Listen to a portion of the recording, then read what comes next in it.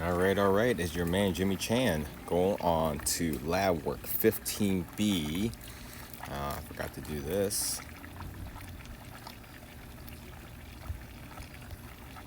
Answer key.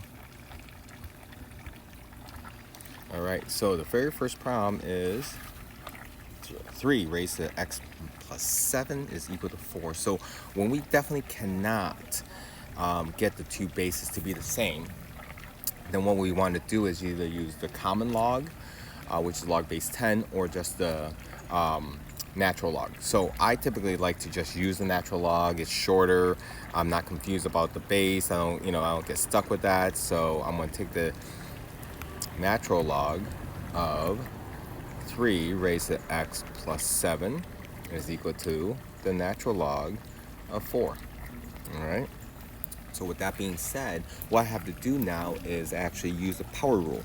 So I'm going to bring that x plus 7 to the coefficient. So it's now x plus 7 times the ln of 3. And that's equal to still the ln of 4. Okay? And you're probably going to ask the question, hey, why didn't we change 4 to 2 squared?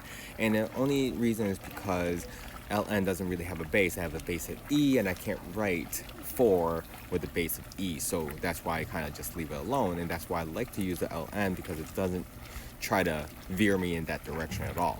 All right? So, and right now, just so we know, our goal is to really just get x by itself. So we want to get rid of everything else and try to get x by itself. So I'll almost just say, you know what, let's just focus on keeping x right where it is. All right. So one of the things that you guys want to do is want to distribute and all that stuff. You could do that. That's not wrong. And eventually you get to the x by itself. But for me, because the 7 is attached to x, and then the ln of 3 is attached to that whole thing. So if I can get rid of ln of 3, which means I have to divide both sides by ln of 3, then what I'm going to get is x plus 7 is going to give me the ln of 4 divided by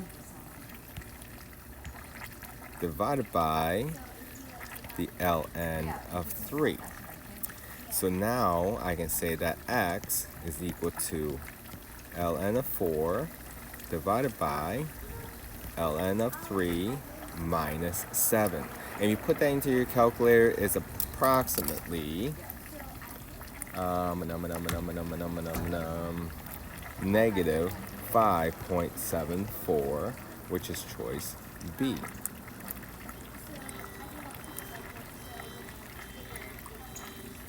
All right, there we go. All right, number 2.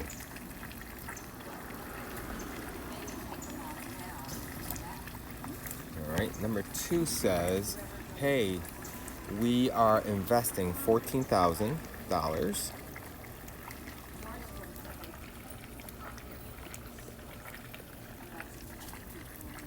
at 12%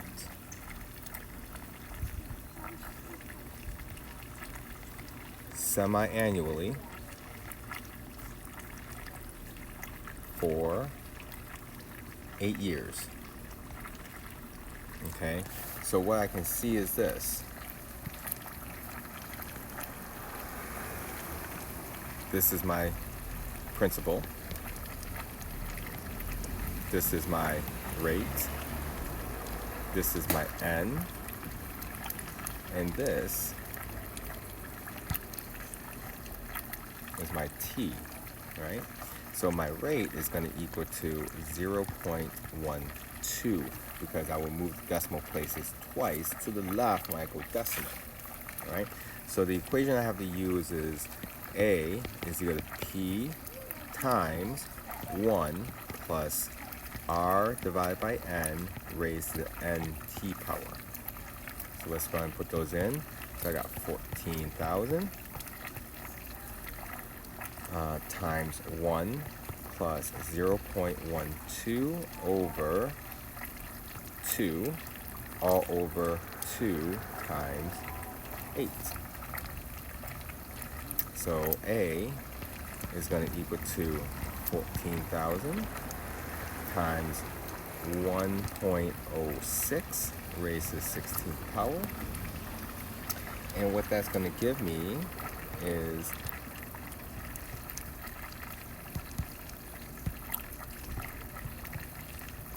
$35,564.92, which is choice D.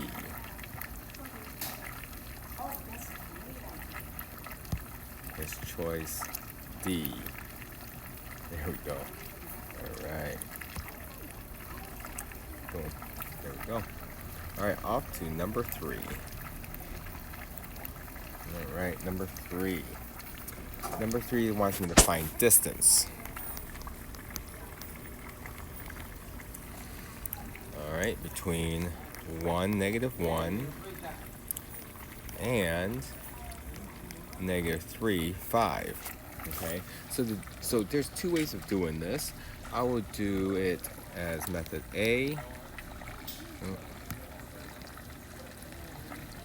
Okay. There we go, method A. And that's using the distance formula, right? So distance is equal to the square root of x2 minus x1 squared plus y2 minus y1 squared. Oh, I erase this and rewrite my square root here. There we go. Okay. So then you plug everything in. So you're going to have the square root of. There we go. I would just do 1 minus the -3 squared plus -1 minus a 5 squared. So that's going to equal to the square root of, what is this? 4 squared plus -6 squared. So that's going to equal to the square root of 16 plus 36. Which is equal to the square root of 52. Ooh, that's ugly, 52. 52. And 52 breaks down to be 2 times 2 times 13. So that means my distance is equal to 2 square root of 13, which is choice C.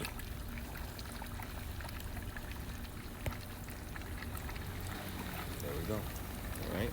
So there is another way. So for me, if you want choice A, then you're going to have to remember the distance formula, right? For me, I'd rather not remember as much. So here is my B version. Okay. So the B version is less to remember. All right. So the way I look at it is this. So let me look at those points again. 3, 5. So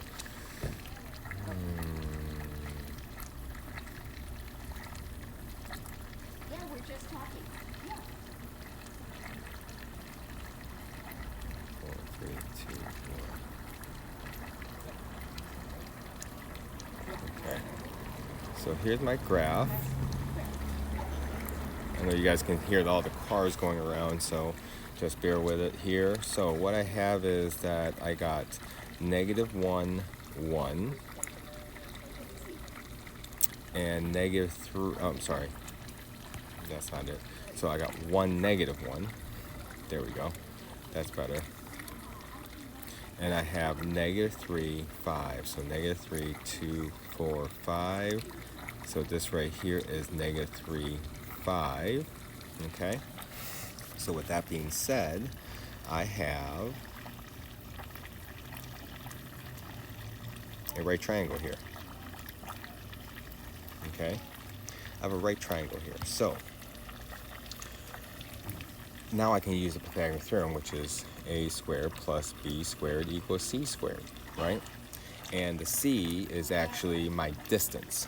So let's even get rid of this and let's just call it d squared as my distance, right? All right, so great. So with that being said, now I gotta find what my legs are, right? So I need to find what this here to here, right? So what you can look at is this x value is 1 and this x value is -3. So how far is that apart? That's going to be 4 apart, right? And then I also have to look at how far this is apart.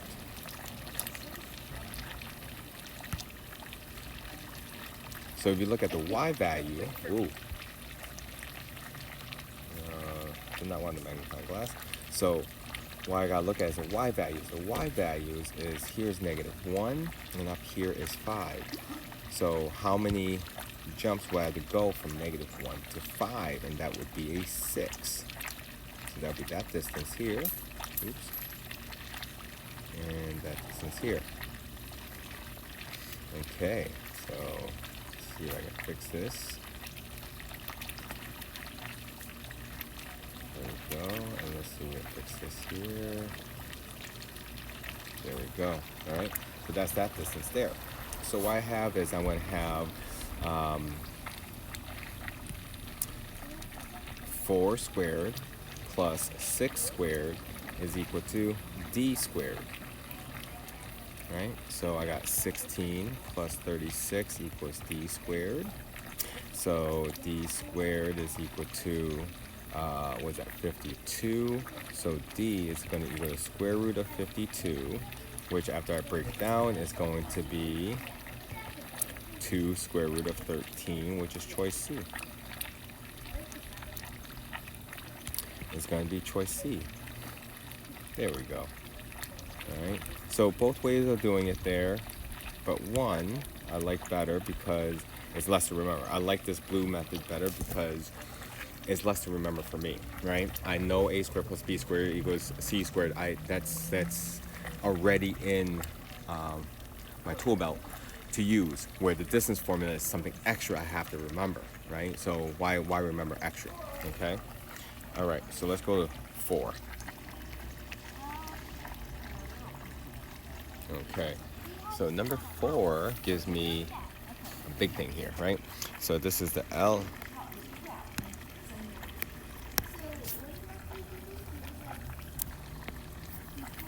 Let's try this again.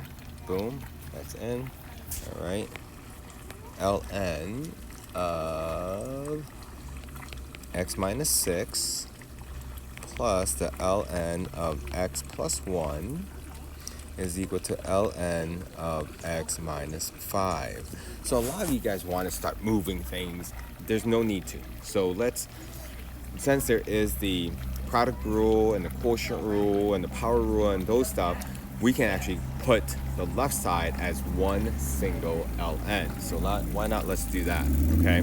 So since we have addition, let's apply the product rule. So I'm going to have the ln of x minus 6 times the x plus 1, which is equal to ln of x minus 5, all right? So with that being said, since there's ln on both sides, those basically can go away. So now I'm left with the x minus 6 times the x plus 1 is equal to x minus 5. All right, so I'm just gonna have to FOIL out this side here, either FOIL or double distribute, right? All right, so that side is gonna be x squared plus x minus 6x minus 6 is equal to x minus 5. So I got x squared minus 5x, that's an awful 5. 5x minus 6 is equal to x minus 5. I see the squared, I see the equal sign, I think quadratics. I'm gonna bring everything to one side. So I got x squared minus 6x minus 1. So I had to subtract the x, right? So if I subtract the x, that gives me negative 6. I had to add the 5, and when I add the 5, I'll get the negative 1, all right? So just remember that part, boom, boom. All right, so now I have to factor the left side, and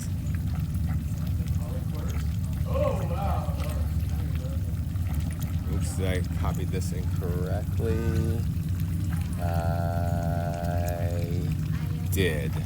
Totally incorrectly. So,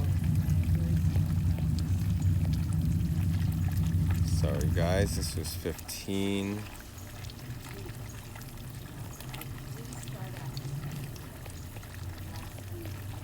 So I add the 15 over, so I'm going to get minus 9.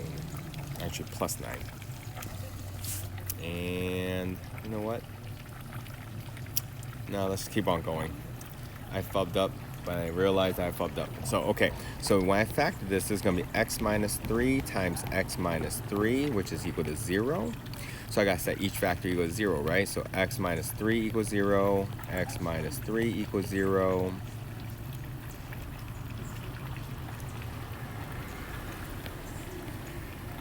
So what I get is x is equal to 3 and x is equal to 3.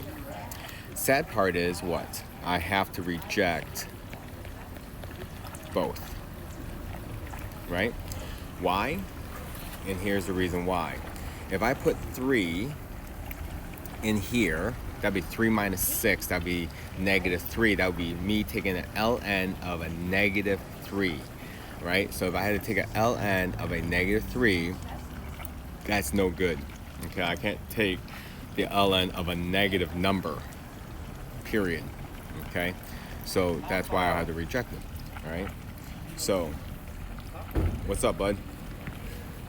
So, with that being said, my solution would be an empty set, and which is choice D. And there we go. All right. Up to 5. All right, let's look at 5 really quick. So I have f of x is equal to x plus 1 squared minus 2. Okay, same thing. 2 methods of doing this. So method A. All right, method A is, if you remember, that f of x is equal to x minus h squared plus k. And with that being said, because what this is looking for is find the axis of symmetry.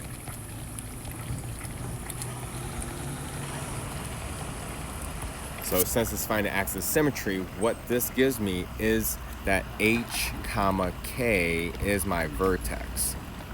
Okay, so that means -1, -2 would be my vertex. Since that's my vertex, then my axis of symmetry would be x is equal to -1, which literally is just that piece right there. Okay? So with that being said, that would be choice A. That'd be choice A. So, boom. Okay, let's try that again. Boom. There we go. All right. Boom. All right. So, okay. So what's the B method of doing it? Okay. So the reason why I like the B method is because even if this is already given to me this way as f of x is equal to x plus 1 squared minus 2, what I can do is I'm used to finding the axis of symmetry, right, when I'm looking for vertex as negative b over 2a. So what I can actually do is go ahead and FOIL or double distribute this out. So I'm going to get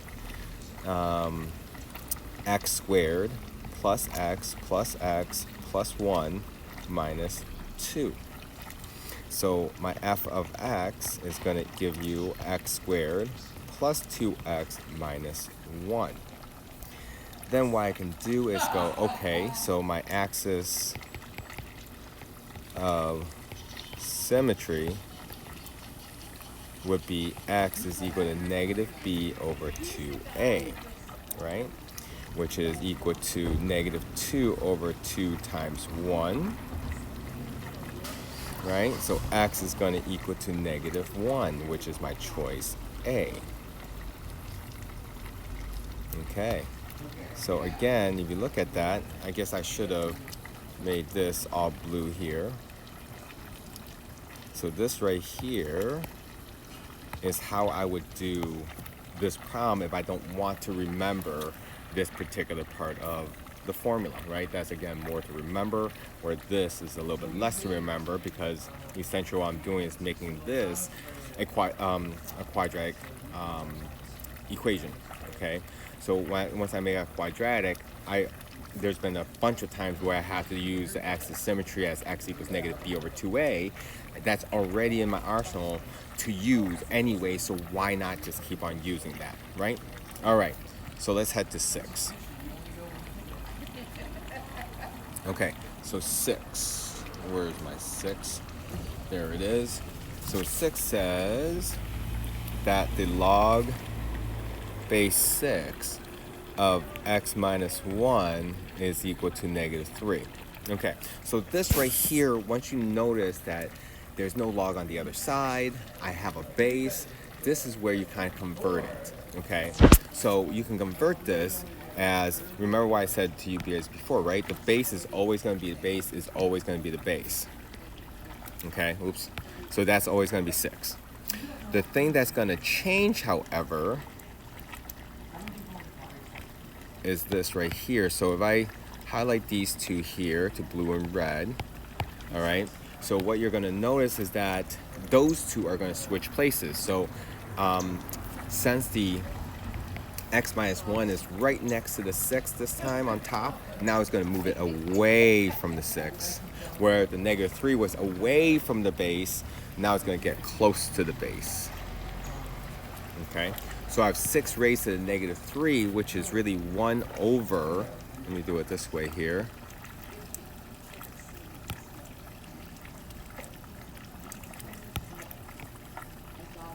There we go.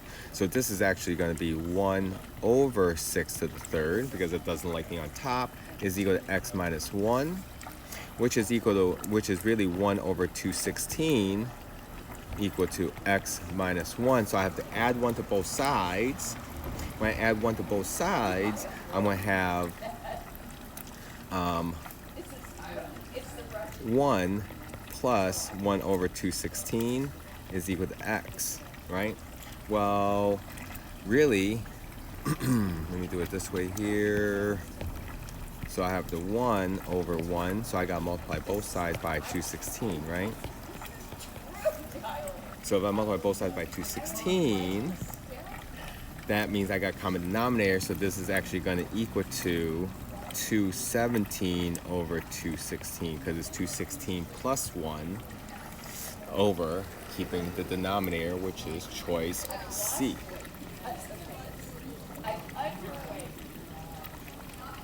There we go. Boom, and boom. There we go. All right. So let's head to number 7.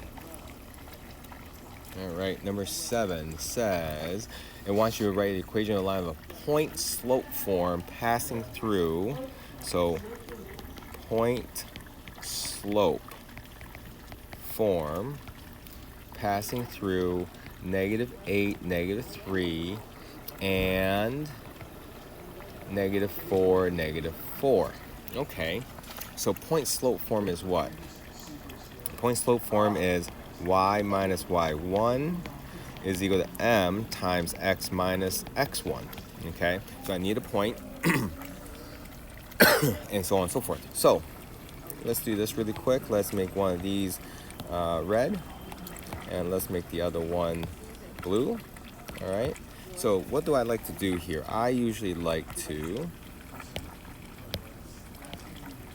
do this. And the reason why I like to do it this way is because, number one, I have to find, so number 1, find slope, okay? So to find slope, what I tend to do is this bit right here. Let's see if I can do it this way. So what I want to do is do that.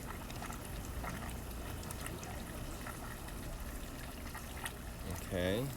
And I want to do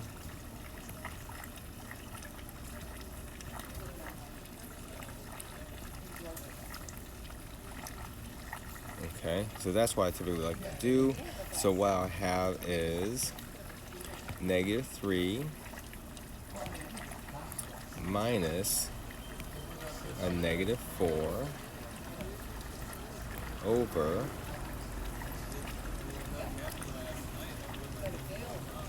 -8 minus a -4. So what do I get? I get a 1 over a -4.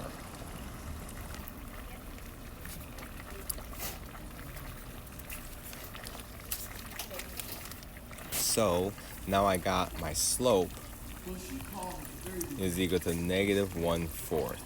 Okay, so that is my first thing I needed. Okay, so with the slope being done, now I can use either point. So what I'm going to actually do is let's use that right there. So if I use that point right there, then I have y minus a -3. Oops. Is equal to -1/4 times x minus a -8.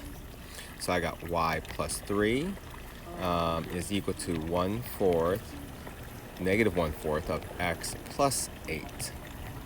All right. However, if I use the other point,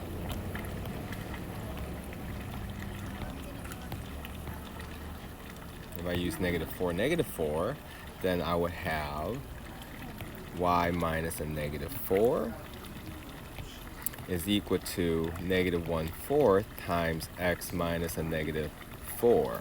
So I got y plus 4 is equal to -1/4 times x plus 4. Okay? So with that being said, that's why you get the two answers, which the two answers gives you D.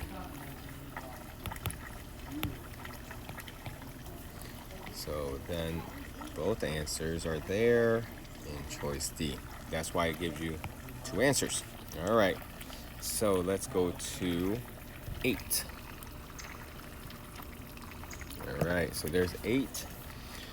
Let's see what 8 tells me. 8 says x plus 11y minus 1 is equal to 0. And it wants you to determine the slope. So find slope and the y-intercept. Okay? All right. So to do that, I just got to get y by itself. So let's get y by itself. So I have 11y is equal to, subtract the x, add the 1 to the other side. Then I'm going to divide everything by 11.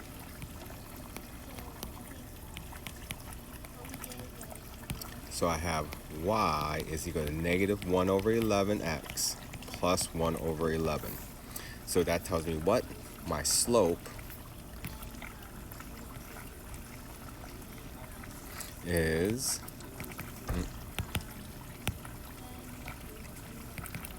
-1 over 11. And my y-intercept is going to be 0, 1 over 11. And that is my choice C. Boom, there it is. All right, let's look at number 9.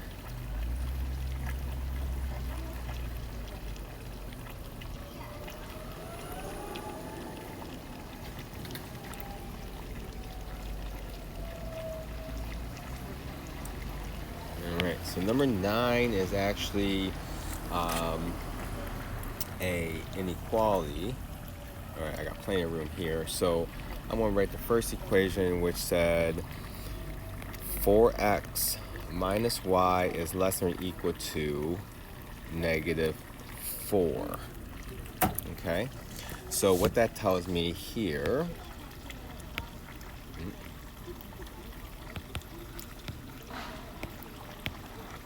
is that that is solid line. Okay. And then my other equation is x plus 2y is greater than or equal to 4. And that is also a solid line. Awesome. So with that being said, all I gotta do is get y by itself. So I got 4x minus y is equal to negative 4. Negative y is equal to negative 4x minus 4. So y is equal to 4x plus 4. All right. Awesome. So let's go ahead and plot this.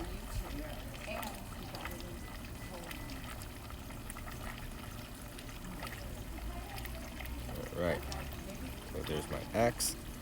There's my y. Let me solve this blue one as well. So I got x plus 2y is equal to 4. So 2y is equal to negative x plus 4. So if I divide everything by 2, I get y is equal to negative 1/2 x plus 2. All right. So my red line looks something like this. Y-intercept is 4. And my slope is up 4, right 1. 1, 2, 3, 4, right 1 is right there. So here's my line. Whoa.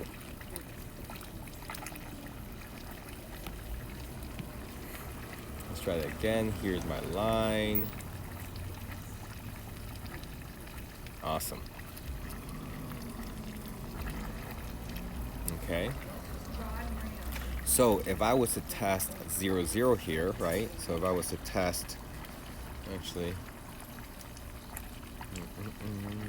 so let's say I test 0, 0.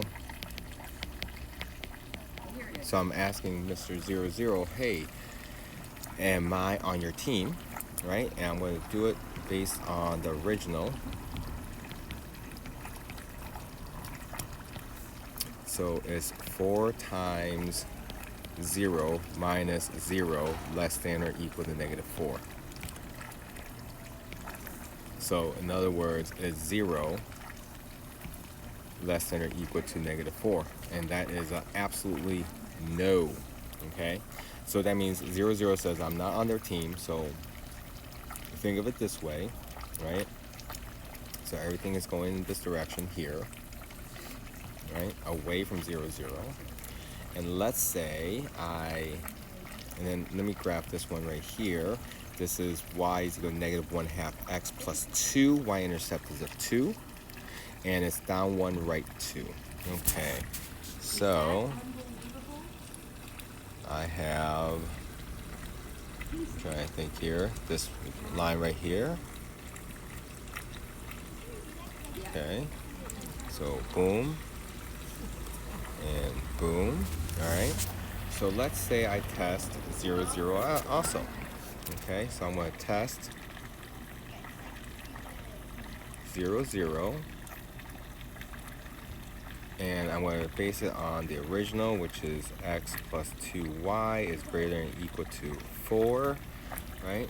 So is 0 plus 2 times 0, is that greater than or equal to 4?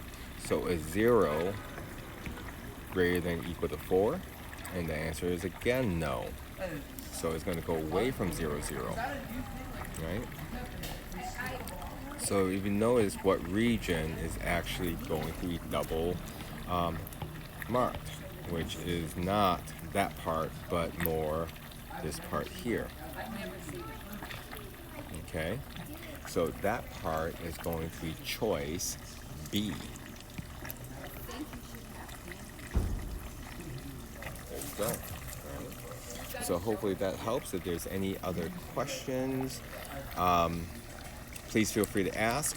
And guys, good luck on the finals. Love you guys. Please be safe. I'll talk to you later. See ya.